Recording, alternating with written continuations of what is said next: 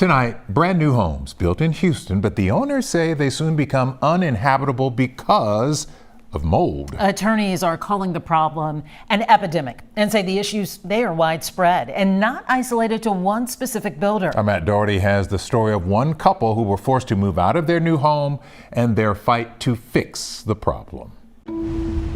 We wanted to just kind of move back into the city and enjoy, city life. This is the place Angela and Terry Taylor picked to spend their retirement. A 4-story home by Pelican Builders in Somerset Green, a small gated community located off of Old Katy Road.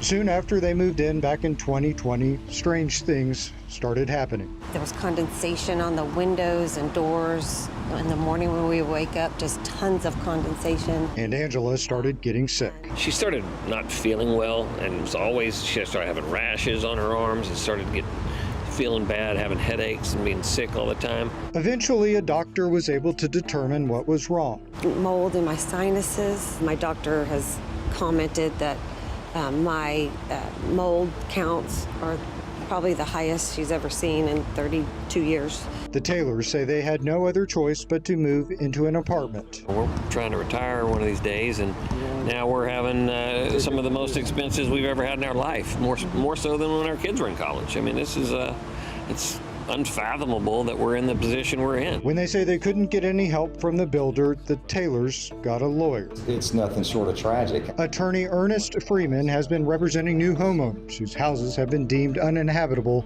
not long after the owners moved into them. The reason? Mold.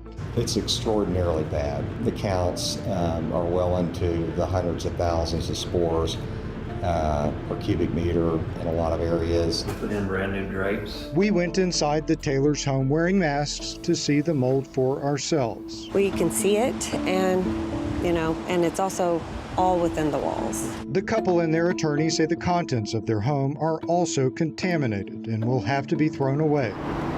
On the outside of the home, you can see where the mold has started to grow beneath the stucco. It's not safe for anybody to be there. That's because Ernest Freeman says much of the mold in these homes you can't see. He says it's in the walls. And so you have a hot buildup of hot, humid air in the attic. In the event that you have an underventilated attic, that hot air then builds up a little micro high pressure and it has to go somewhere. So what it'll do, instead of going up, that hot air will go down into the house. And so if the builder doesn't properly seal between the attic and the living spaces below, that hot ambient air will find its way typically into wall cavities within the house below. And when that hot air gets in wall cavities and comes into contact with the back side of a wall that's being air conditioned, you'll have condensation.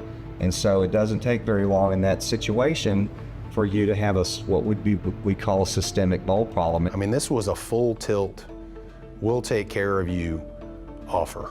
Ben Westcott is the attorney representing Pelican Builders in its case with the Taylors. He says Pelican offered to make repairs to the Taylors' home. We literally said to this family, we'll fix everything that's wrong with your house at no cost to you.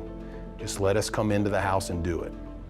And the reality is, if that had happened, we wouldn't be in the situation we're in now. The Taylors rejected Pelican's offer in 2022. Our position is it's their decision to reject the offer that has led to any further degradation of the home. The Taylors' lawyer says Pelican's 2022 offer did not address the full scope of the alleged defects or mold contamination in the home. Ernest Freeman says Pelican has never offered to perform repairs that experts have documented are necessary to restore the home to habitable condition. Pelican's lawyer says the builder disagrees with the claims there are structural defects. He also says it's not in a lawyer's best interest to have the builders make the repairs. The reality is, in most of these cases, that the plaintiff's attorneys are on a contingency fee, and so if they let us fix things, then it reduces the monetary value of the case for the lawyers.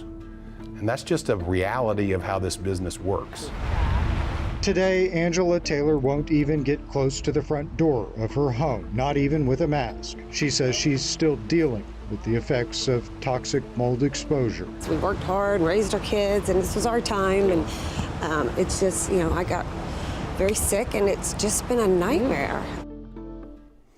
Now, in response to the accusation that repairs to the home aren't in the best interest of the plaintiff's lawyers, the couple's attorney says tonight, quote, "The builder constructed a horrible house, and to somehow blame my client's current predicament on the compensation arrangements with my firm is laughable." A very unfortunate situation here, Matt. So what's the solution here? What are the homeowners fighting for right now? Okay, so they're hoping to reach some type of agreement with the builders so they are fully compensated, and they're saying that after that, hopefully they'll be able to make some of the repairs to their home and move on with their lives, hopefully.